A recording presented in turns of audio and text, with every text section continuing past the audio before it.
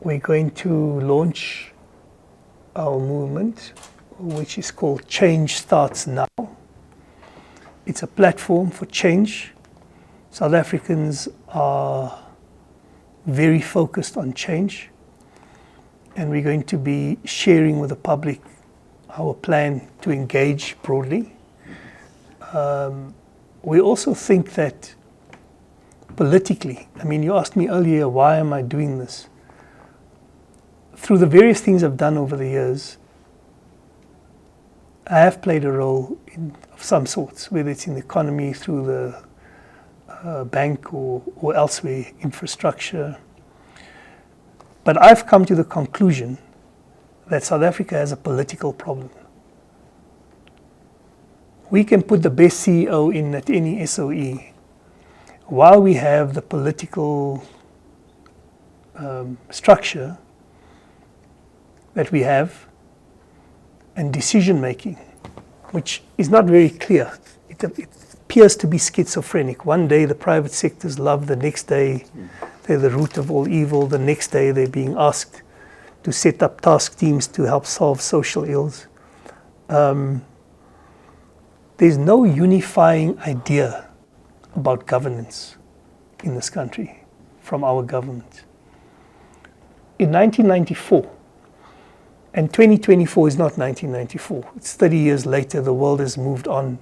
But in 1994, one of the great things which is intangible was to see the dignity of people being restored through the simple act of being allowed to choose your government. The last 30 years, especially the last 10 or so, we have seen a complete reversal where our people now are reduced to very undignified experiences when they interact with public institutions.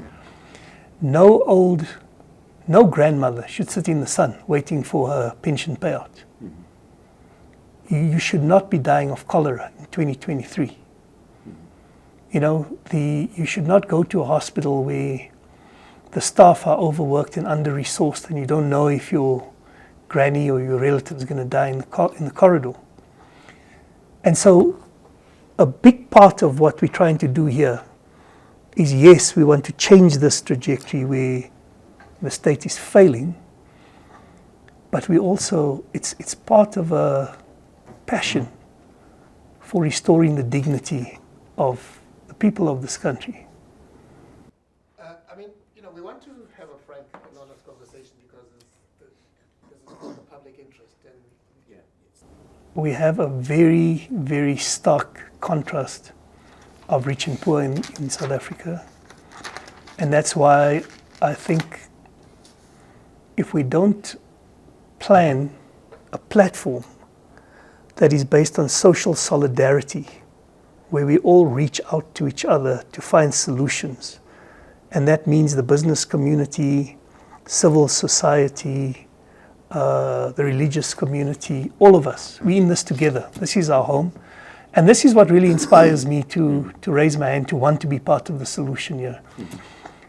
I am from Riverlea and Eldorado Park. I don't read about the lived realities of people in this country. It's not theory to me, Many of my relatives use public hospitals. And the same goes for many communities. So I think the only measure of this platform, notwithstanding some of the framing of why I'm doing this, is going to be the agenda. And I think the agenda of this platform will show that this is not an agenda exclusively for the business community. Including the ANC, or some in the ANC, even though the vision is to remove the current government and change the politics. Any notion that you parachute a leader in or somebody is offered a position, that doesn't work in practice, and it won't work for me personally. I think leadership is something that you earn, and it's something that you work for. And I will work very hard to find a common platform with all of these players for the sake of the country, not for the sake of any particular party. But the thing that has shifted is that we're very open to working with everyone. And so what we are saying is change is urgent. We can't have another 5 years of this dysfunction. Which means as we build out our platform and we look to participate in the elections in 2024, it is time to step out of our conventional ways of thinking. It is time for South Africans who may disagree on a range of issues to actually forge a common platform for how we want to take South Africa forward and to work together.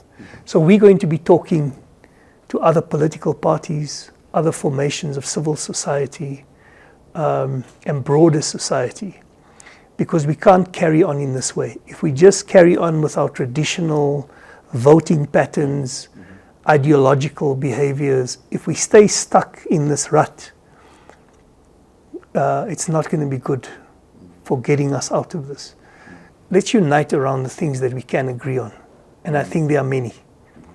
And so we're very open to talking to everyone, to be part of that solution. The committee will inform, whether in order to get into Parliament, and then whatever discussions you've had with others about nominating a president, is that on your own ticket? I'm finding in my engagements with people, there are very few people who have said to me, don't do it, have you lost your mind? I think everyone is wrestling with where the ANC finds itself and a way forward. You feel that internal struggle. The only difference here is that I've now decided it's time to leave the corporate sector and to do something about it. And I've asked many people, what's the alternative? How do we get out of this? Here's what I'm thinking of doing. Please give me another way. These are people in the movement. People in the ANC, veterans, ANC, just across the board. Not one person has been able to tell me of a different way to do this. And I think that's really a reflection